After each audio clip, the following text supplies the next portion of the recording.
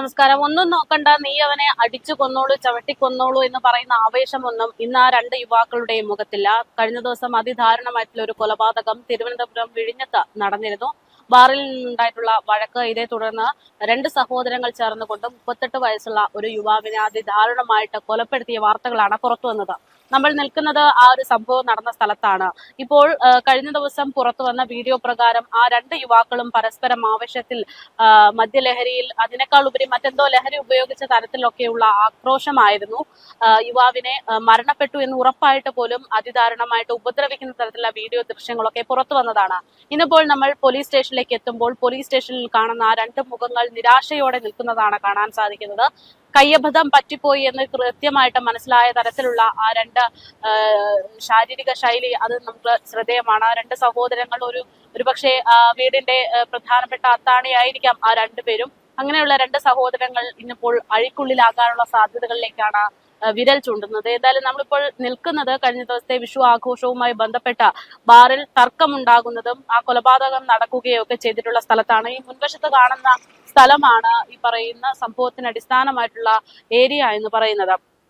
38 വയസ്സുള്ള യുവാവിനെയാണ് കഴിഞ്ഞ ദിവസം രണ്ട് സഹോദരങ്ങൾ ചേർന്നുകൊണ്ട് മർദ്ദിച്ച് കൊലപ്പെടുത്തിയത്. തിരുവല്ലം വണ്ടിത്തടം പാലപുരിയിൽ വാടകയ്ക്ക് താമസിക്കുകയായിരുന്നു ഈ പറയുന്ന മരണപ്പെട്ടിട്ടുള്ള സുമൻ എന്ന് പറയുന്ന 38 വയസ്സുകാരനായിട്ടുള്ള യുവാവ്. സഹോദരങ്ങളടക്കം 4 പേരെയാണ് സംഭവത്തിൽ പോലീസ് ഇപ്പോൾ പിടിച്ചിരിക്കുന്നത്.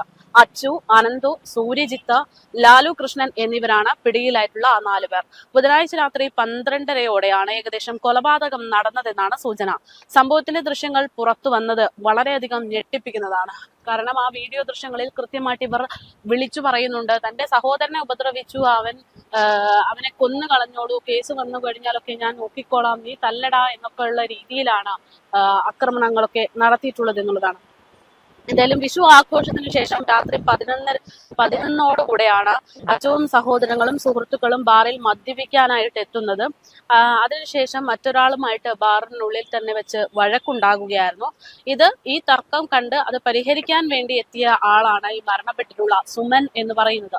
സുമൻ ഈ തർക്കത്തിൽ ഇടപെട്ടതോടെ സുമനോടും ഇയാൾക്ക് ദേഷ്യം വന്നു എന്നതാണ് റിപ്പോർട്ടുകൾ. എന്തായാലും ഇത്തരത്തിലൊരു പരിഹാരം വേണം എന്നുള്ള രീതിയിൽ ഇടപെട്ട സുമനോട് ദേഷ്യം വന്നതിനെ തുടർന്ന് സുമനെ പ്രതികൾ ബാറിലിട്ട് മർദ്ദിക്കുകയും പിന്നീട് പുറത്തേക്ക് വലിച്ചിഴിച്ചു കൊണ്ടുവന്ന് അവിടെ വെച്ച് ചവിട്ടി കൊലപ്പെടുത്തുകയുമായിരുന്നു എന്നുള്ളതാണ്.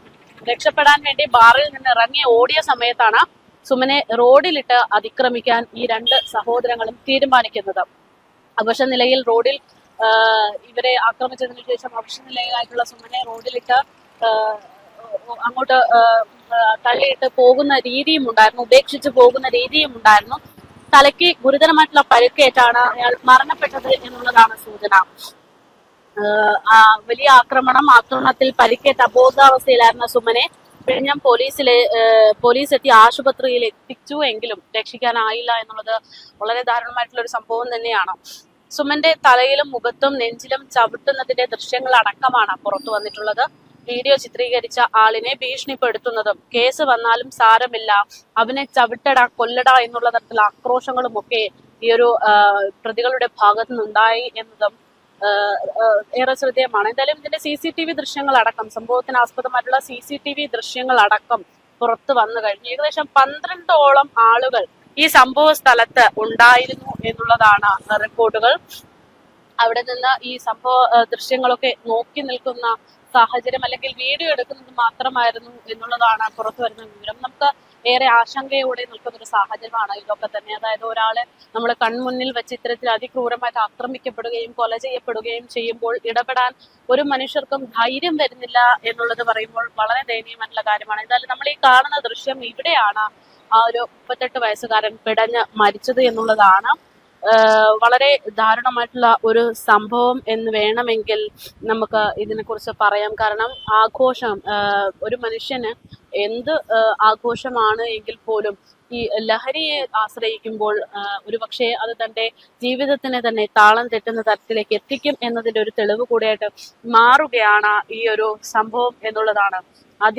ദാരുണമായിട്ട് മരണപ്പെടുന്നുണ്ട്. തന്റെ കൈകൊണ്ടൊരാൾ മരണപ്പെട്ടു എന്ന് പറയുന്നത് അത്ര നിസ്സാരമായിട്ടുള്ള കാര്യമല്ല. നമുക്കൊരു ചെറിയ ജീവി പോലും നമ്മളുടെ കയ്യിൽ നിന്ന് നമ്മുടെ ഒരു കുറ്റം കൊണ്ട് മരണപ്പെട്ടു എന്ന് പറയുമ്പോൾ വേദനയോടെ നോക്കുന്ന മനുഷ്യരാണ് നമ്മളിൽ പലരും.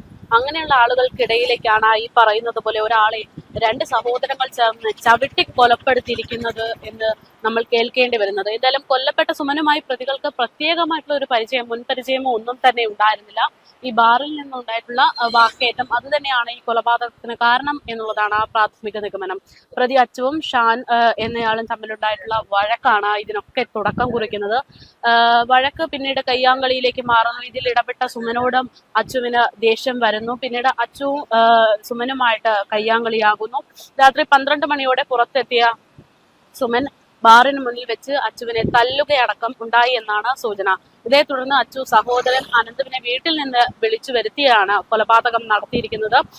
ഇരുവരും ചേർന്ന് സുമനെ അതിക്രൂരമായിട്ട് ഉപദ്രവിച്ചതിന് ശേഷമാണ് കൊലപ്പെടുത്തിയത്. പിന്നീട് അവിടെ നിന്ന് രക്ഷപ്പെട്ട ഇരുവരെയും പോലീസ് പിടികൂടുകയായിരുന്നു. കാർ യാത്രക്കാർ ഉൾപ്പെടെയുള്ള ആളുകൾ ഈ സംഭവത്തിന് സാക്ഷികളാണ് എന്നുള്ളതാണ് റിപ്പോർട്ടുകൾ. എന്തായാലും കേരളത്തെ ഞെട്ടിപ്പിക്കുന്ന തരത്തിൽ ഒരു ഒരു ഒരു സംഭവം കൂടെ നടന്നിരിക്കുന്നു എന്ന് വേണമെങ്കിൽ നമുക്ക് പറയാം. കേരള മനസാക്ഷിയെ ഞെട്ടിക്കുന്ന തരത്തിലുള്ള ഒരു കൊലപാതകമാണ് ഇത്തരത്തിൽ ഇന്ന് വിഴിഞ്ഞത്ത് നടന്നിരിക്കുന്നത്. ആഘോഷങ്ങൾ അത് അതിരുകടക്കുമ്പോൾ ഇത്തരത്തിൽ എത്ര ജീവനുകൾ ഇനി നഷ്ടമാകും എന്നുള്ളത് ഒരു ചോദ്യം തന്നെയാണ്.